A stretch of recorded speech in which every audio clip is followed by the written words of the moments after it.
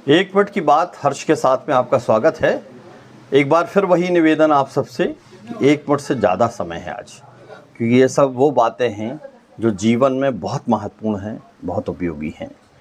पिछले दिनों जो एपिसोड हमने दिखाया है, गुरु धर्मेश्वर जी हमारे साथ हैं। बहुत सारे लोगों ने संदेश भेजा और बहुत सारे प्रश्न भेज दिए।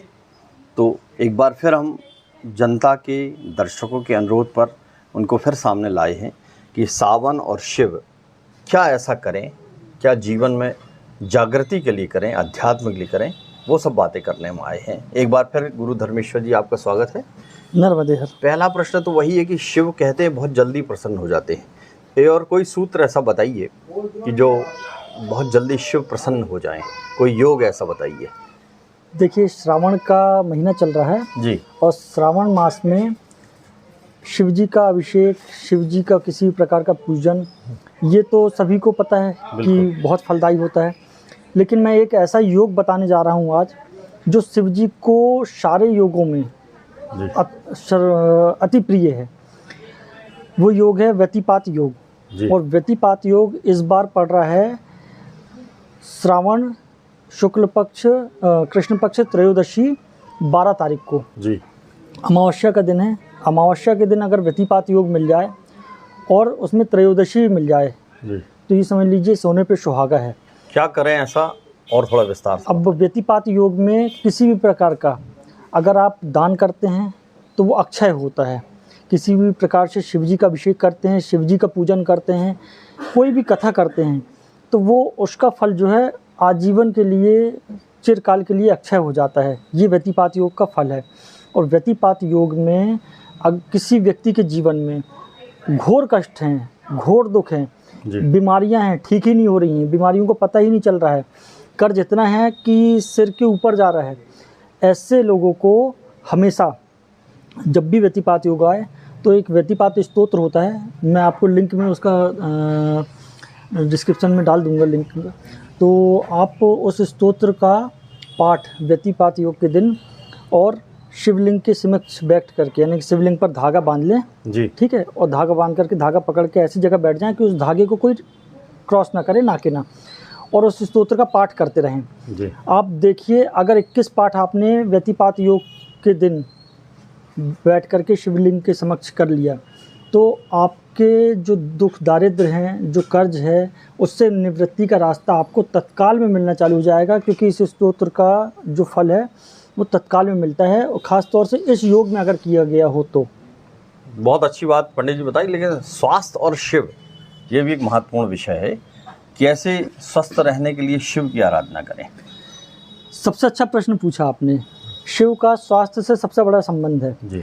आपके जीवन में किसी भी प्रकार से स्वास्थ्य संबंधी परेशानी चल रही है और समस्या चल रही है, बीमारियां पकड़ में ना आ रही हों, आप इलाज करवा रहे हैं, डायग्नोस करवा रहे हैं और कुछ भी समझ में ना आ रहा हो जी, तो स्वास्थ्य से मतलब है, स्वास्थ्य यानी कि शारीरिक स्वास्थ्य खराब है और एक स्वास्थ्य है जो आर्थिक स्वास्थ्य खराब है जी। तो दोनों के लिए, शारीरिक स्वास्थ्य के लिए मृत संजीवनी महामंत्र, हमने इसका प्रयोग 1 बार 2 बार नहीं 1000 बार किया है, कई लोगों के लिए किया है जी। जिसके लिए भी हमने अनुष्ठान किए हैं। 1100 मंत्र का ही जाप हो पाता है और व्यक्ति को उसका असर दिखना शुरू हो जाता है, मृत संजीवनी महामंत्र का, ठीक है। मृत संजीवनी कवच भी होता है, ये स्वास्थ्य के लिए होता है।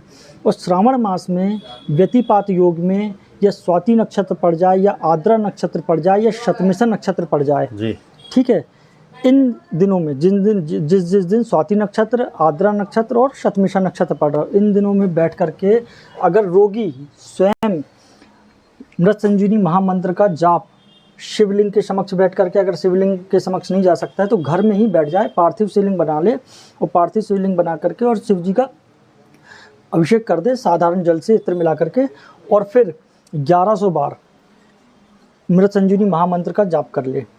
और एक अच्छा प्रयोग दे देते हैं, 1100 बेलपत्री ले आएँ, कहीं से भी खरीद करके ले आएँ और एक एक बेलपत्री में राम राम लिखते जाएँ और एक एक मंत्र बोलते हुए उसमें चढ़ा दें।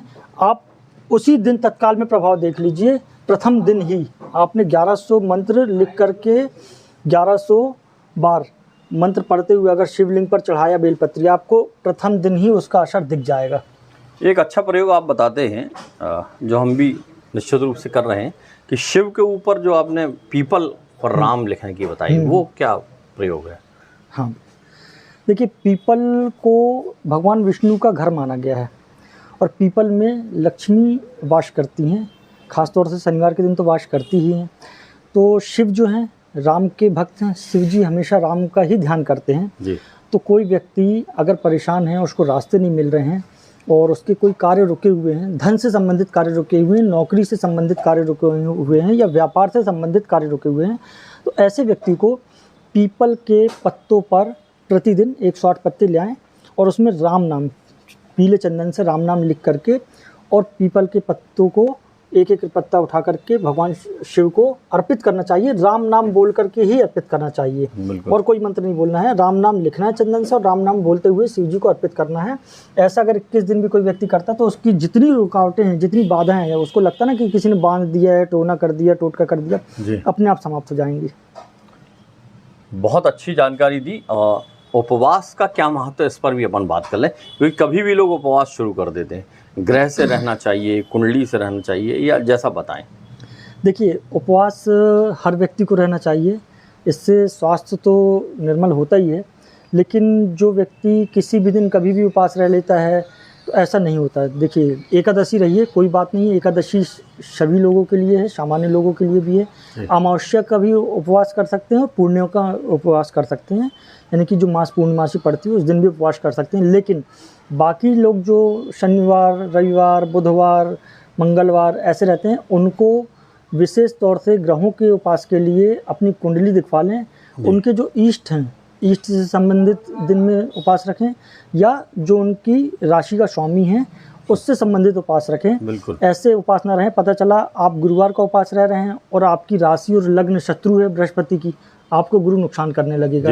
आप बुधवार का उपास रह रहे हैं, आपकी राशि और लग्न शत्रु है बुध की, आपको बुध नुकसान करने लगेगा। तो ऐसे मनगढ़ंत उपवास नहीं रखने चाहिए अपने मन से। अगर आपको दिन का कोई विशेष दिन का उपवास रखना है तो आप पहले कुंडली दिखवाएं, आपका इष्ट जाने, आपकी कुंडली का स्वामी जाने और फिर उपवास रखें उसके अनुरूप, तो आपको फल मिलेंगे। बहुत सार्थक उपवास के बारे में और सकारात्मक बात गुरु धर्मेश्वर जी ने कही है। उपवास पर ही मुझे डॉक्टर सुमित्र का एक दोहा याद आ रहा है कि तुम बिन दिन पतझर लगे दर्शन से मधुमास, तुम बिन दिन पतझर लगे दर्शन से मधुमास, एक झलक में टूटता आँखों का उपवास। ये बात प्रभु के लिए है, उनके दर्शन के लिए है। और गुरु धर्मेश्वर जी ने आज बहुत अच्छी बातें कहीं जो सीधे जीवन को प्रभावित करती हैं, दिशा देती हैं, मार्गदर्शन करती हैं। आप सब और भी कुछ जानना चाहते हैं तो हमारे को प्रश्न भेजें, सब उत्तर आपको मिलेंगे ताकि आपका जीवन बेहतर हो जाए। गुरु धर्मेश्वर जी, आप आज कार्यक्रम में आए, बहुत धन्यवाद आपका भी। नर्मदे हर।